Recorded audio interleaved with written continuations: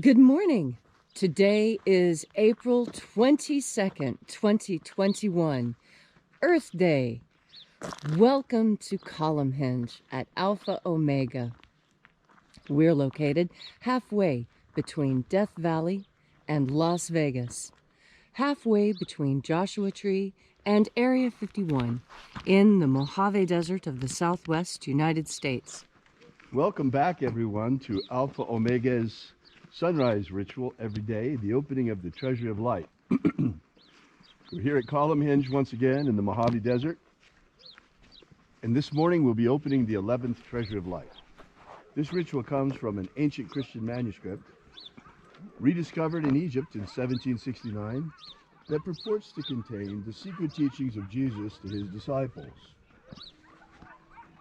Leslie and I have been restoring these rites and carefully, painstakingly reconstructing them and reviving them.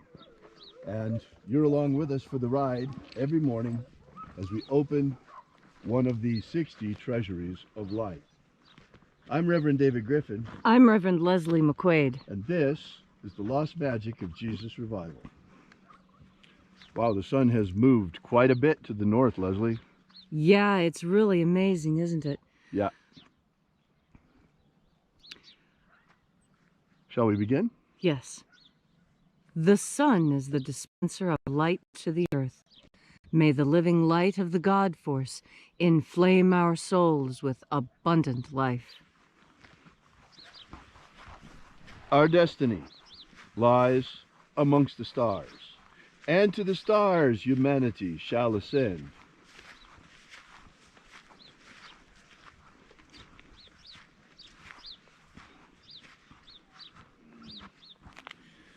Take a nice deep breath and feel into your body.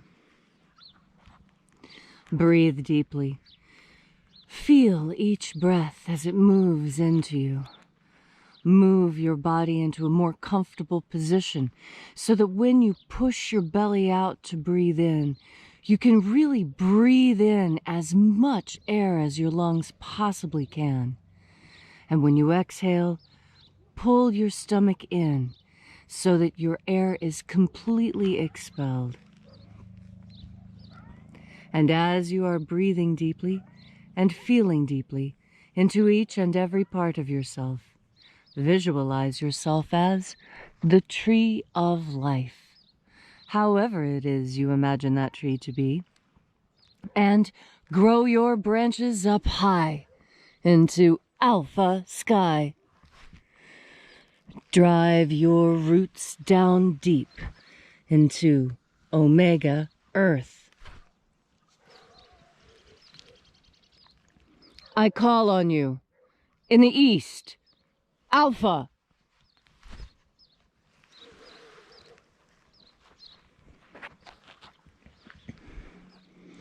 I call on you in the west, Omega.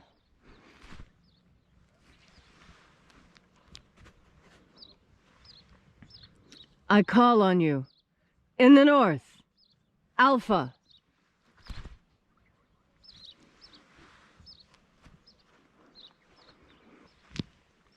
I call on you in the south, Omega.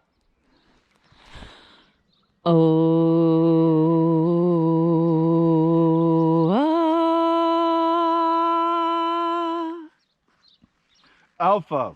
At Omega. The beginning. And the end. The path of the age between sunrise. And sunset. And the path of the sun between birth. And death.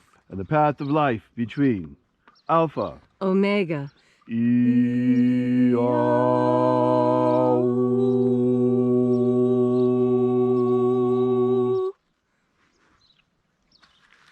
I invite you to take a deep breath, and with the next breath visualize the white light entering through you. Feel the energy in your body as you reach out and recontact the invisible God force all around you. And bathing our souls in this divine light energy, we call upon the angels in the invisible. Angels of the Treasury of Light, the 11th Treasury, we invoke you. Watchers, attend. We know your names. Stand aside and grant us entry into the 11th Treasury of Light. Ozei. Ozei. Aosa. Aosa. Iaea.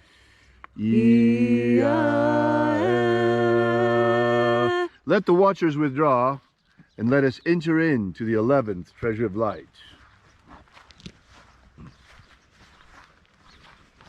And there are 12 angels, heads in my Father's treasury. And these are the names that are in the places when they sing praises to my Father, and he gives light power to them.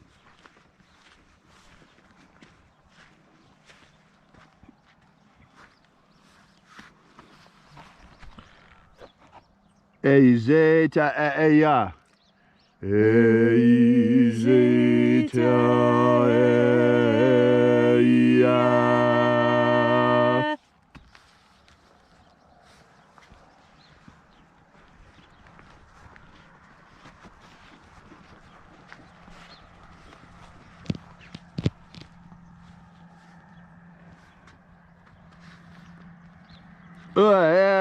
O a e.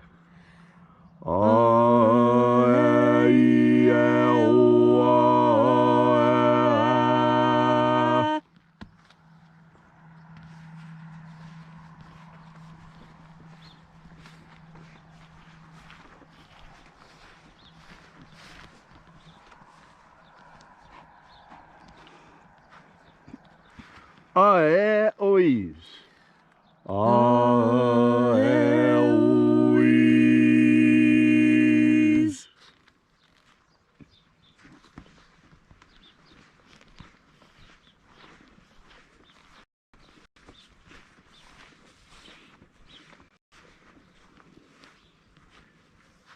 Zeia. Zeia.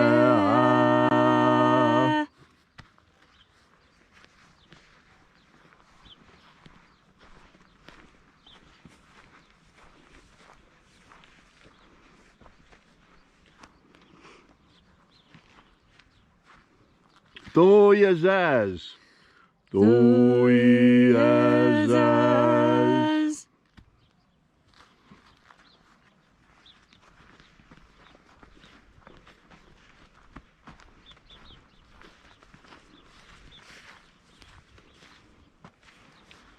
Eiza ei. Eiza ei.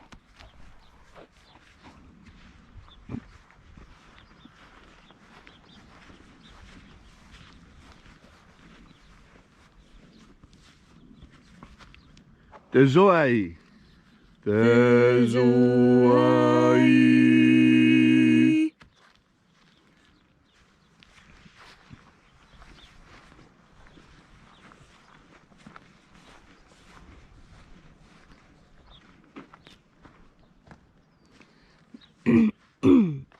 Ia. Tezazeiza. Ia. Tezazeiza.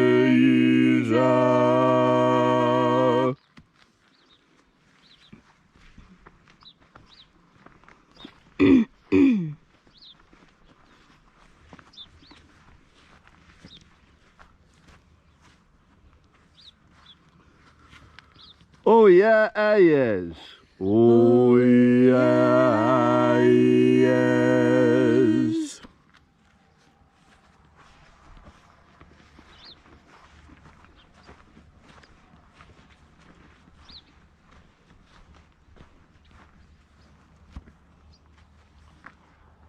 Eoizaz. Eoizaz.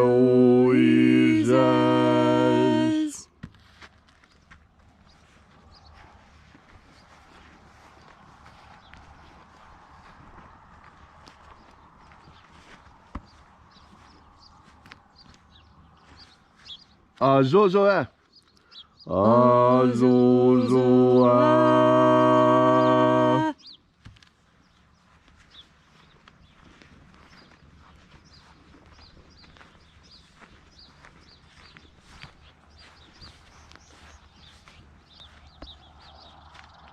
Toeia epsa. Toeia epsa.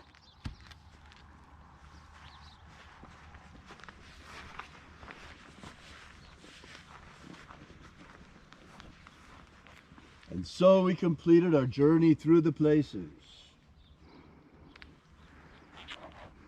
invoking each of the 12 mighty angels, head in its proper place and proper rank, until at length we came into the place of the midst, the place of the center, the place of the Father of the Treasury of Light.